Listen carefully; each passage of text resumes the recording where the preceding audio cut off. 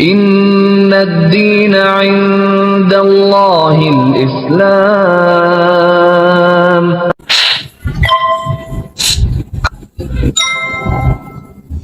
Bismillahirrahmanirrahim. Assalamualaikum warahmatullahi wabarakatuh. Alhamdulillahirrabbilalamin. Wassalatu wassalamu ala rasulillah. Berbahagia sekali pada hari ini saya berada di kediaman Mbak Siska ya saya panggilnya. Boleh. Assalamualaikum Mbak Siska. Waalaikumsalam, Kak Dodi. Alhamdulillah sehat Mbak. Alhamdulillah. Segar alhamdulillah. Nah pada hari ini saya janjian sudah cukup lama ya. Alhamdulillah baru hari ini kesampaian. Jadi pengen ngobrol-ngobrol sama Mbak Siska ya. Mungkin saya yakin para pemirsa sudah banyak yang tahu Mbak Siska di channel Ngaji Cerdas ya. Masya Allah ceritanya sangat menginspirasi ya buat kita semua. Nah hari ini kita akan ngobrol-ngobrol ringan aja. Kisah ya seperti biasa lah ya. Kisah seorang mu'alaf gitu ya Mbak ya. Seperti biasa kan kita tahu lah. Orang muslim pasti penasaran. Gitu ya. Kok orang di luar Islam masuk Islam, kenapa gitu ya? Siapa yang suruh gitu ya? Ada yang maksa nggak gitu ya? Lagi, Mbak Siska, Ya. kan Sada tahun Februari 2015. 2015, beda tipis sama saya itu sebenarnya. Beda. Beda tipis ya, 2015, berarti sekarang udah tahun ke-7 ya. Ya. Gimana Mbak? Islam masih sangat meyakinkan buat Mbak Siska ya berarti ya? Alhamdulillah ya. Alhamdulillah. Jadi Islam itu penuh dengan ilmu ya, syarat dengan ilmu gitu. Dan sesuai dengan fitrah manusia. Betul. Jadi memang Islam adalah agama fitrah. Hmm. Jadi hukum-hukum yang dibuat atau hukum-hukum yang harus kita ikuti di dalam agama Islam itu sesuai dengan fitrah kita gitu. Jadi kenapa harus sholat 5 waktu? Kenapa harus berpuasa? Ya. Kenapa harus Zakat. zakat Ya. gitu kan? Nah itu tuh secara ilmiahnya tuh ada penjelasannya. Di situ lebihnya gitu ya. Jadi ada penjelasannya. Jadi bukan asal sekedar sami'na wa ata'na gitu, kami dengar dan kami taat, bukan hanya seperti itu. Ada penjelasan-penjelasan ilmiah yang bisa kita pelajari. Banyak banget hal yang terus terang saya pertama kali di awal-awal nggak ngerti gitu, kenapa sih harus begini, kenapa harus kita ikutin gitu. Nah ternyata itu cuma permasalahannya adalah karena kita kurang jalan-jalan, istilahnya kurang Dodi, piknik, kurang agak jauh jalan-jalannya dikit. Jadi sebenarnya kurang membaca aja, membaca, kurang mempelajari. Nah Allah adalah Allah yang maha baik. Ketika kita benar-benar bertanya, ketika kita benar-benar mencari, Allah Pasti, kasih jawabannya. Entah gimana jalan ceritanya. Apakah ada ketemu guru, ketemu teman, ketemu youtuber yang kayak Kododi, kayak Dr. Menahim Ali gitu, yang memberikan bukti-bukti gitu kan artinya. Saya terus terang banyak sekali belajar dari Dr. Menahim Ali. Jadi saya bersyukur banget itu ketemu ya dengan pengen ketemu? Pengen banget kalau boleh ketemu. Ayo. Alhamdulillah kalau bisa. Boleh insya Allah. Karena gini, saya mendapatkan guru penjelasan dari guru saya sebelumnya itu adalah banyakan dari analisis. Analisa kita baca Bible-nya kayak apa, sehingga secara analisa kita pikir begini jawabannya harusnya. Nah, itu hanya baru analisanya saja gitu. Tapi ketika dengan Dr. Menahim Ali, saya diberikan bukti-bukti nyatanya berupa tulisan-tulisan yang dari abad keberapa yang nggak tahu gitu ya. Saya benar-benar terkagum-kagum dan saya bahagia banget bahwa berarti apa yang saya pelajari benar. Gitu. Apa yang saya pelajari benar karena dibuktikan. Ini sekarang udah bicara pembuktian gitu. Nggak lagi bicara soal sekedar nalar berpikir gitu. Banyak orang yang mengatakan yang di luar Islam tuh yang mengatakan pada saya bahwa kamu nggak bisa menggunakan akalmu saja gitu. Itu kamu hanya mengandalkan kekuatan manusia gitu. Nah tapi sekarang ternyata Allah baik. Betul. Ya Allah kasih ini loh buktinya, ini loh buktinya, ini loh buktinya gitu. Jadi Mbak Siska pernah nggak ngelihat orang nyimpen buku di dapur? ya saya juga suka. Oh ada juga. Saya juga suka. Saking di mana-mananya ya maksudnya ya. Saking di mana-mananya. Saya berapa kali ke rumah Pak Ali. Saking banyaknya kitabnya. Saking nggak ada tempat lagi, ke dapur Pak bukunya Mbak. Nah itu yang saya pengen tuh. Jadi saya benar waktu saya masuk Islam itu pertama kali tuh saya merasa seperti dibukain perpustakaan yang besar sekali gitu, seperti itu gitu. Jadi rasanya semua pengen saya baca, cuma kok ya waktu saya kok nggak ada, kok ya ini kok saya baru umur segini, kok ya baru begini. Tapi ya sudahlah itu memang bagian yang dari Allah. Ada bagiannya lah. Ada bagiannya lah ya, ada bagiannya dan ternyata alhamdulillah media sudah begitu dengan mudahnya, saya nggak usah banyak-banyak baca-baca. Yang penting saya dengerin Dr. Menhaim Ali, saya dengerin Kodong udah cukup untuk bisa menjadi bukti gitu bahwa semua ilmu yang saya pelajari, yang saya dapatkan sebelumnya berupa analisa itu ada buktinya. Ada buktinya. Enggak, saya cuman kadang-kadang takut istrinya Pak Ali itu salah ngambil buku, tangkain bumbu gitu ntar. Ntar masuk wajan aja kitab nih masuk. Bisa rame perang dunia ntar itu. Alhamdulillah ya Mbak ya. Jadi memang betul Pak Ustadz Menhaim Ali dan saya kan yang tergabung di dalam Yayasan Pembina Mu'alafat Tauhid ini kan tujuan kita, visi misi kita kan memang membentengi akidah umat Islam. Salah satu misi kita adalah melalui ilmu kristologi. Tetapi ilmu kristologinya nih kita tidak mau yang hanya sekedar retorika gitu Mbak. Semua harus ada bukti. Dan kalau bisa bukti-buktinya malah kita menggunakan bukti-bukti dari kalangan mereka sendiri. Itu yang kita pakai dengan metode muqabadah. Ya. Bahkan imam-imam ulama-ulama kita di abad pertengahan juga sudah menggunakan metode yang seperti itu gitu ya untuk menyanggah kaum sebelah gitu lah istilahnya. Nah, tapi kalau kita nggak bicara mengenai proses dulu Mbak Siska dari seorang Kristen menjadi seorang sekarang ustazah gitu ya. Enggak lah, terlalu berat ustazah. Habis masih belajar banget. Belum lah, belum ustazah. Enggak lah, saya yakin Mbak Siska ini ilmunya udah sangat tinggi lah. Maksud saya prosesnya itu loh yang kita sedang cari, yang bisa menjadi inspirasi buat kita umat Islam sebagai penguat iman kita gitu Mbak. Nah, boleh nggak Mbak cerita awalnya gimana? Ya seperti yang sudah saya ceritakan ya, bahwa pertama, siapa tahu ada yang ketinggalan gitu ya, dia belum diceritain ya. Ya gitu. Kalau cerita itu ya memang mulanya memang sejak saya sekolah dulu itu memang pernah jadi guru sekolah minggu dan memang ada keinginan ya untuk menyampaikan ya waktu itu saya berpikir itu adalah kebenaran. Ya gimana juga kan keyakinan itu menyatakan bahwa asal kamu percaya saja gitu ya, asal percaya saja maka Yesus mati di kayu salib untuk mengampuni dosamu, maka dosamu akan diampuni. Segitu mudahnya gitu kan. Jadi waktu itu kan pemikiran saya kan seperti itu juga dong kok. Jadi saya pengennya semua bangsa ya semua orang lah ada amanat agung ya. Iya dong, apa yang saya punya kan harus saya bagiin dong sama orang-orang dong ya kan. Masa saya nikmati sendiri kan salah kan kalau kayak gitu kan. Rasanya saya benar dan itu benar. Tiap kali sejak saya SD sih saya sebenarnya ketika saya sudah mulai mengerti tentang agama Kristen itu saya suka kasihan sama teman saya yang muslim. Yang belum masuk Kristen gitu. Saya pikir, masuk neraka lo gitu ya. Kasihan banget sih kamu gitu. Kamu masuk neraka gitu ya. Kamu capek-capek gitu, melakukan banyak ibadah apa segala macam. Kamu nggak akan ibadahnya nggak akan pernah sampai. Dalam hati kan begitu ya. Nah, jadi itu yang membuat saya sebetulnya mau jadi guru sekolah minggu, aktif di gereja dan sebagainya gitu ya waktu itu. Nah, ya memang banyak baca. Tapi memang dalam pembacaan Alkitab itu memang sudah banyak pertanyaan dalam hati gitu ya.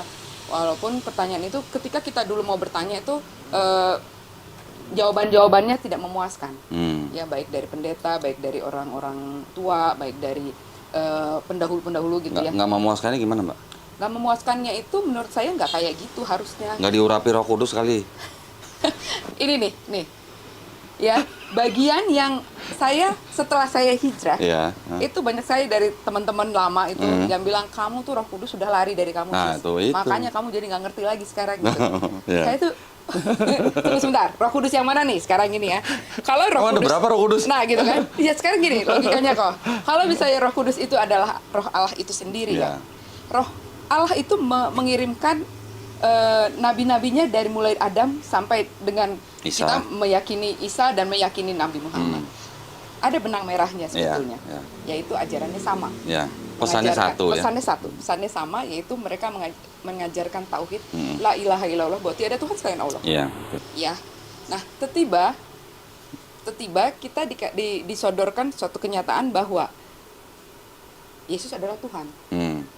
Yang mana dia adalah jelas-jelas manusia gitu. Naik pangkat. Jelas-jelas manusia ya. Jelas-jelas manusia dan itu bukan Allah gitu. Dan itu adalah Tuhan, tapi itu dinyatakan adalah Tuhan. Sekarang yang beda sendiri ini dinyatakan sebagai Roh Kudus. Nah, ketika kita tidak mempercayai itu, kita dikatakan Roh Kudus lari dari kita. Sekarang saya tanya sih, ini Roh Kudus yang mana nih sekarang? Kan gitu kan? Ya nggak kok? Iya kan? Iya, masuk akal. Itu ada benang merahnya loh. Iya. Kenapa saya meyakini bahwa ajaran Nabi Muhammad adalah benar? Salah satunya adalah benang merahnya di situ kok. Bahwa dia mengajarkan hal yang sama. Iya. Bahkan ajaran kasih yang dinyatakan Ada juga di ada Islam juga ya. di Iya. sana gitu. Bahkan nggak cuman ke manusia ya, Iya. kasih sayangnya, Kasih sayang ke semua tumbuhan, makhluk. ke hewan ya, barangnya. Semua makhluk. Bahkan kita nyembelih binatang aja ada ada adabnya doanya, ya. Nah, ada doanya, nggak main potong kaki, iya, nggak boleh kita bikin binatang itu takut ya. nggak boleh. Masya Allah ya. Nah, Terus lanjut Mbak tadi. Gimana? sampai mana saya tadi? Prosesnya tadi yang setelah Oke. mendapatkan jawaban tapi nggak puas gitu. Oke, ya. Jadi begitu saya masuk di kampus saya dulu di tingkat 1, roommate saya teman sekamar ya. Teman sekamar saya masuk Islam, saya kecewa banget, saya marah banget. Dan Wih. memang di waktu itu mengajukan banyak pertanyaan memang. Dan saya nggak bisa jawab. Waktu itu saya cuma bilang, tolong tunggu bentar ya, saya mau bawa kamu ke rumah saudara saya yang pendeta gitu. Saya bilang, saya buat diskusi. Tapi belum sampai waktunya dia udah hijrah, udah pakai hijab dan sebagainya. Masya Allah. Saya marah sebetulnya dalam hati gitu. Marah karena saya kesel gitu ya. Dan saya kesel pada diri saya sendiri kenapa saya nggak bisa jawab ya gitu.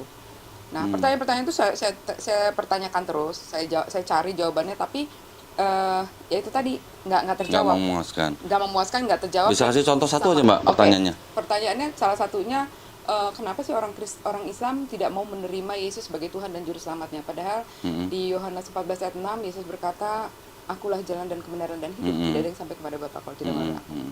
Ini kalimat yang tidak terlalu sulit gitu.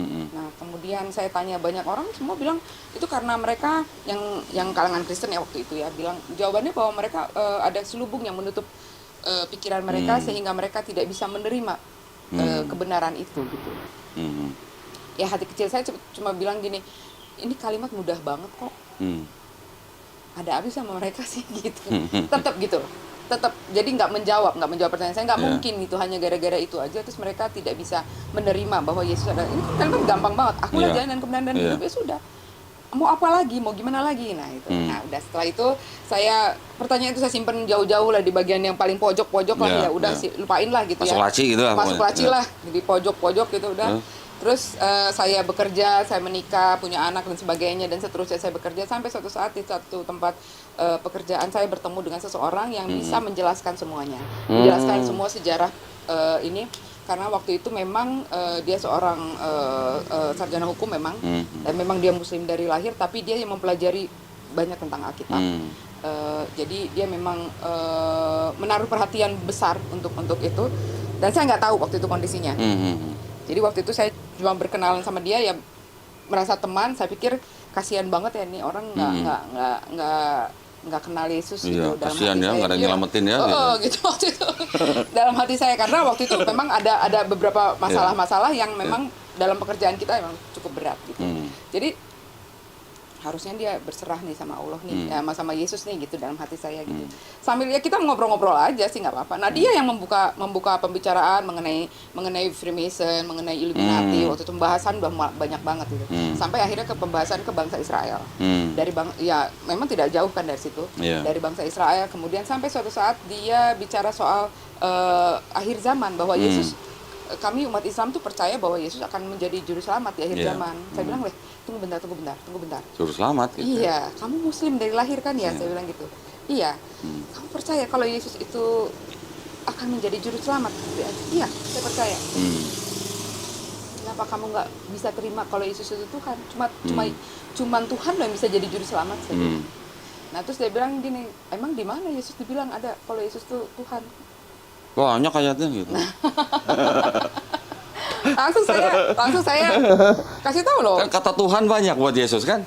Ya saya langsung nyampein itu Yohanes 14 ayat 6 aja bilang Yesus berkata, akulah jalan dan kebenaran dan hidup. Sekarang kamu baca lagi yang benar. Tidak ada yang sampai kepada Bapa kecuali melalui aku. Ya. Nah itu jadi kan jalan kan berarti.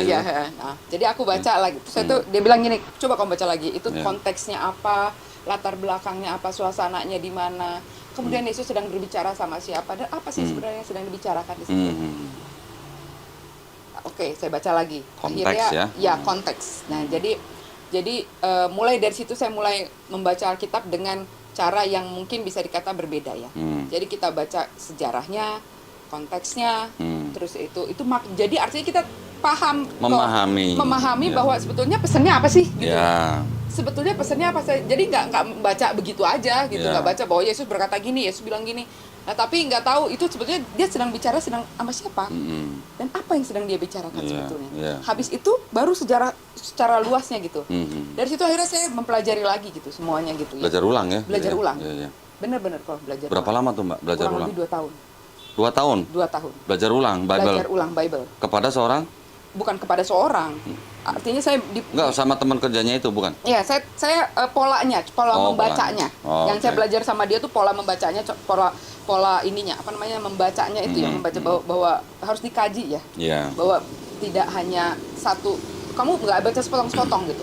Kamu jangan baca sepotong-sepotong. Jangan cherry picking gitu ya? Jangan baca sepotong-sepotong. Ini yang saya paling inget banget tuh. Saya tersinggung banget soalnya. Oh gitu ya? Waktu itu saya tersinggung banget. Dia ngomongnya enak banget ya. Cie, tersinggung. Dia ngomongnya enak banget kan. Kamu jangan suka baca sepotong-sepotong. Gitu ya? Iya. Perasaan gue, gile, gue gak baca sepotong-potong. Gue baca semuanya. Baca semua? Rasanya gitu kan. Rasanya. Tapi pas ditanya loh, kok beda ya? Kok beda maksudnya gitu. Nah baru saya panik. Baru artinya saya benar-benar mengerti bahwa cara membaca itu harusnya seperti apa. Lihat konteksnya. Kemudian bahkan lihat penulisnya bagaimana. Jadi akhirnya kami waktu itu mempelajari bagaimana cara penulisan Alkitab. Kemudian siapa saja penulisnya. Kemudian sejarah panjang penulisan Alkitab itu seperti apa gitu akhirnya. Dan ya akhirnya saya memahami bahwa memang adalah yang seperti dikatakan oleh Menahem Ali bahwa itu adalah terjemahan dan terjemahan dan terjemahan dan terjemahan dan terjemahan sehingga terjadi begitu banyak bias. Terjadi begitu banyak bias dan pengertian jadi berubah gitu loh. Jadi nah kemudian udah gitu saya juga mempelajari sejarah panjang perjalanan gereja.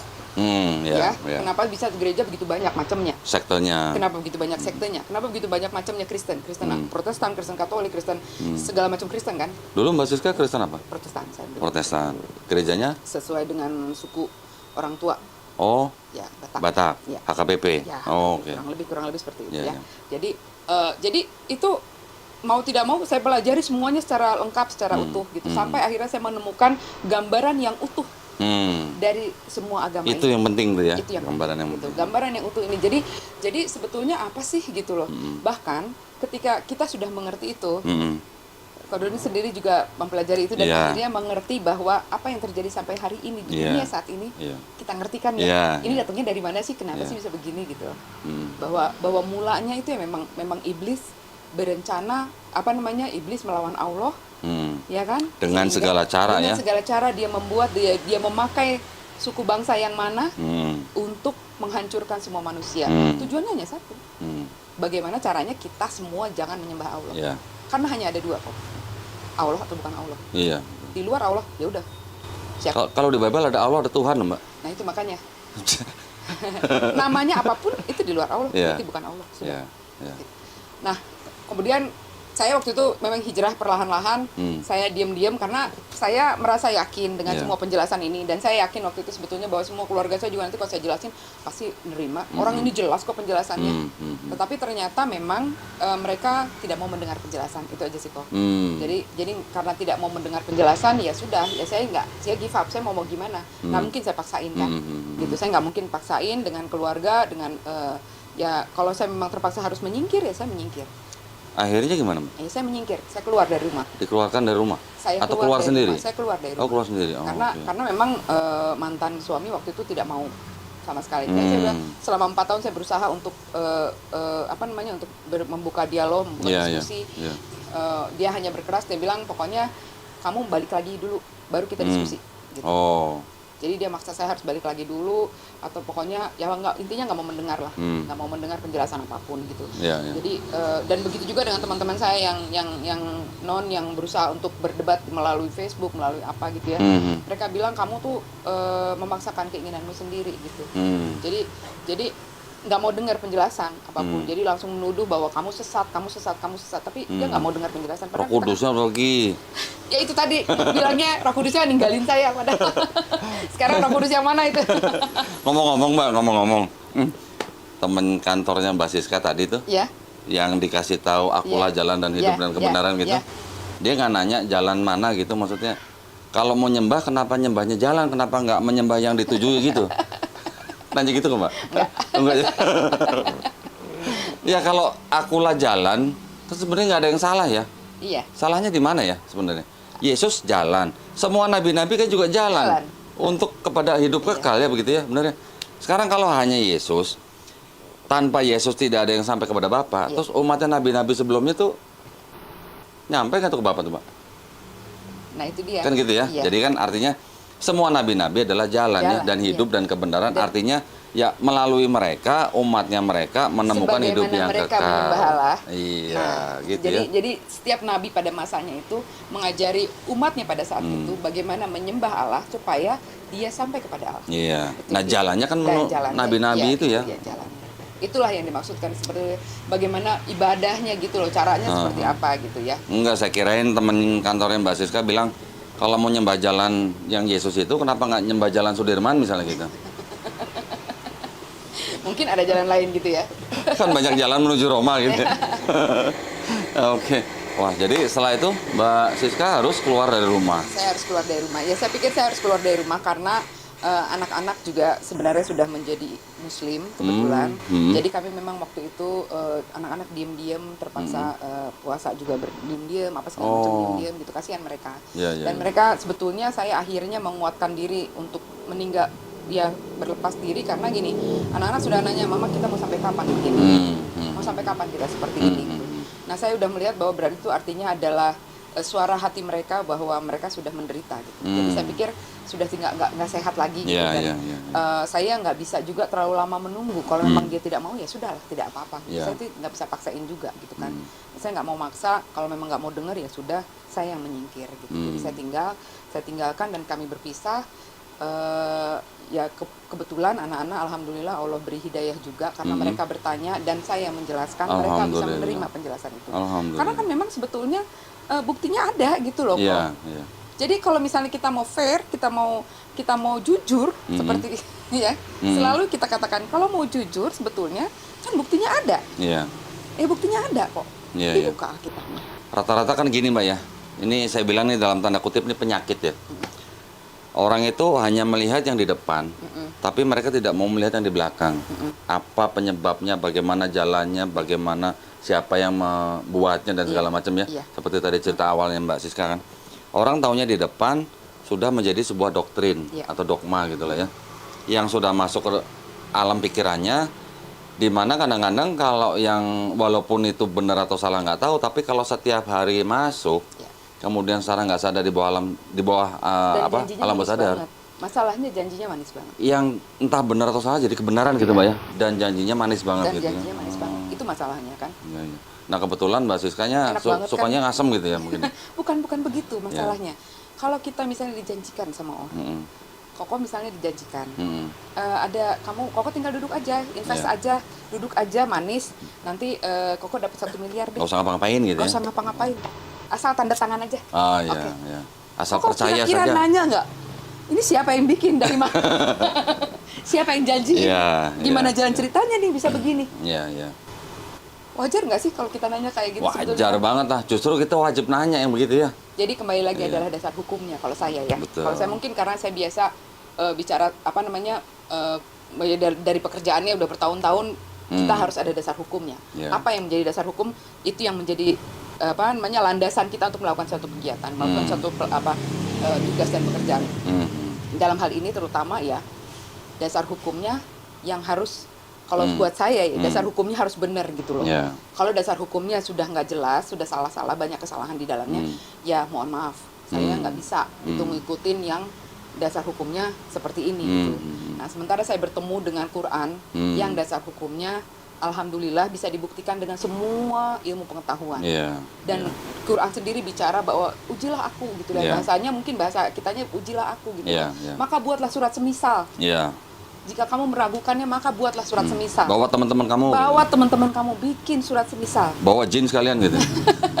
Sampai seperti itu kan. Sampai seperti itu. Artinya nggak main-main gitu. Artinya nggak main-main ya kan. Nah kemudian pembuktian secara ilmiahnya sudah banyak ya. Saya nggak usah ceritain panjang gitu, banget kan. Kita banyak baca buku semua. Silakan teman-teman buka YouTube, buka apa segala macam ilmu pengetahuan sekarang sudah banyak yang terbukti gitu. Nah kalau itu ditulis hanya oleh seorang manusia yang bernama Nabi Muhammad gitu ya, hanya ditulis oleh manusia yang pada masa itu belum ada teknologi apapun. Bahkan dia pun sebenarnya adalah seorang yang umi ya. gitu kan, yang tidak bisa membaca gitu, mulanya nggak bisa membaca gitu, baru disampaikan oleh malaikat gitu. Nah, kemudian penulisan hadis-hadisnya itu ada perawinya segala macam sejarahnya, dan Allah menjanjikan bahwa Allah menjaga Quran itu, dan sampai hari ini Quran yang 1400 tahun yang lalu itu masih sama persis dengan yang sekarang kita baca. Itu kan membuktikan bahwa Allah bekerja di sana di dalamnya gitu. Saya pernah dibilang sama keluarga saya bilang gini, memang Alkitab itu ada campur tangan manusia, jadi wajar kalau ada kesalahan. Oh, gitu. Ngaku ya? Ngaku. Terus? Ya sudah. Tapi gitu? Ya, tapi tetap janji itu masih terlalu manis. Hmm. Janji itu masih terlalu manis buat mereka gitu. Sebenarnya terlalu manis itu bisa saya katakan juga begini ya. Ajarannya tuh kalau istilahnya apa ya? Too good to be true gitu ya. Ya, too good to be true. Bisa gitu ya? Sebetulnya begitu sih sebetulnya. Oh, sebetulnya sadarnya setelah? Iya. Alhamdulillah. Alhamdulillah disadarin. Alhamdulillah, sudah sadar. Alhamdulillah. Sudah terbuka gitu loh ya. Saya Iya, berharap iya. sih semua keluarga saya, semua teman-teman saya juga bisa mau. Ayolah kita buka, ya fair aja lah. Kita buka buktinya gitu kan, supaya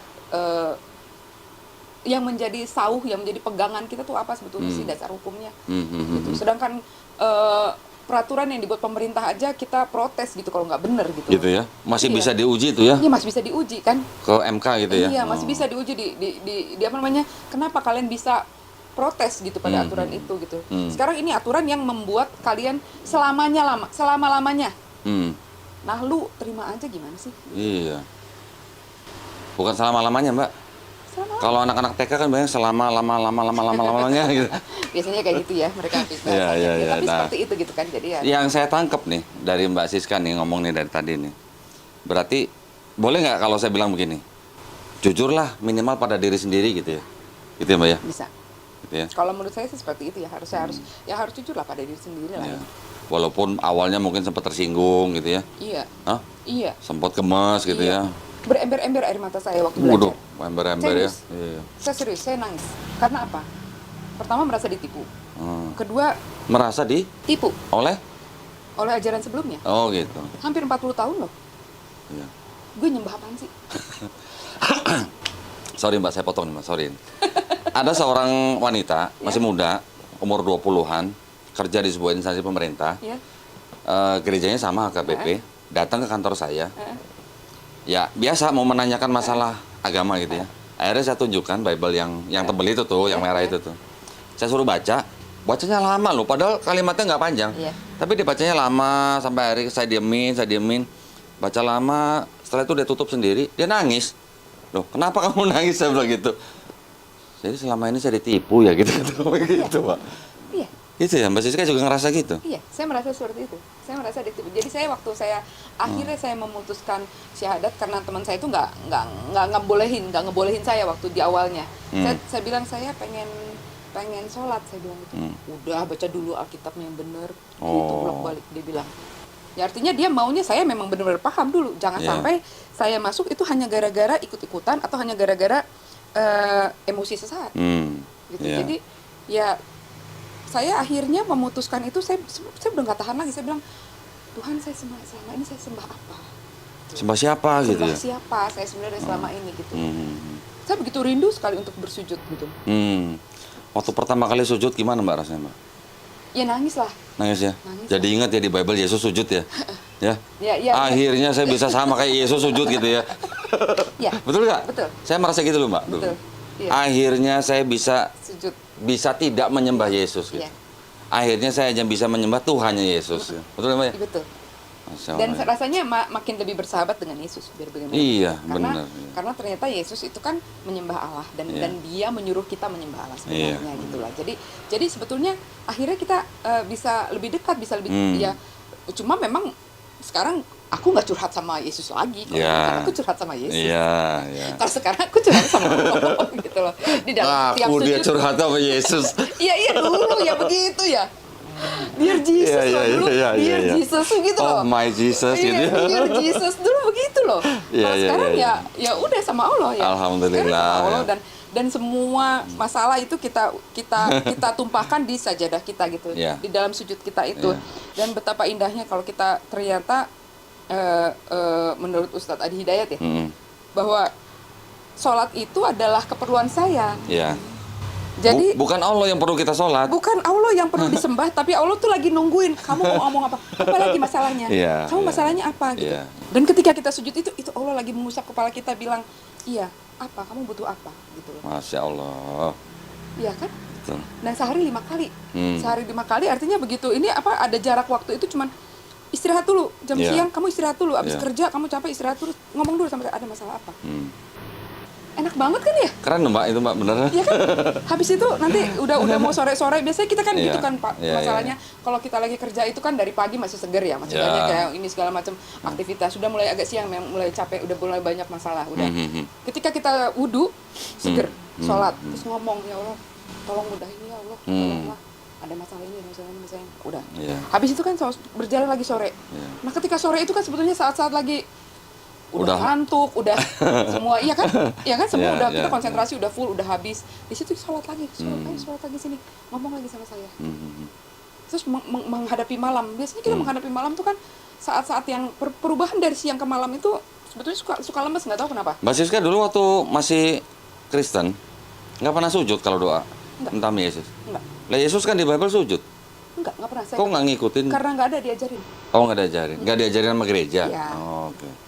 Nggak ada gereja yang ngajarin kita Iya, sujud ya kita Mbak kan ya. diajarin begini, Oh, tangan. oke. Tapi Begini kan, ya? padahal Yesus sendiri nggak pernah tuh lipat tangan. Iya ya. Iya kan? Ah. Coba, Kak Dodi pernah nggak baca di Yesus melipat tangan lalu Gambarnya ada. Ada kan? gambar Yesus begini. Gambar. Ya. Gambar juga begini kok. Iya, yang iya. yang pernah saya lihat sih ya. Iya. Nah terus itu kalau yang lipat tangan, Kak Dodi belajar dari. Kan ada yang begini ya. Iya. Ada yang begini. Iya, tapi Yesus pernah nggak suruh lipatlah tanganmu lalu kamu berdoa Yang diajarin Yesus kalau nggak salah doanya dalam kamar ya kalau nggak salah ya. di dalam kamar. Ya. Kemudian Jangan pamer menengadahkan kalau lagi puasa tangan. gitu ya. Iya, menengadahkan tangan. Menengadahkan tangan. Iya. Iya kan? Iya. Teman saya ada Mbak, yang doanya gini Mbak. Udah begini, terus begini. Oh, itu main golf. Oke. Alhamdulillah ya Mbak ya. Kurang lebih seperti itu. Masya Allah.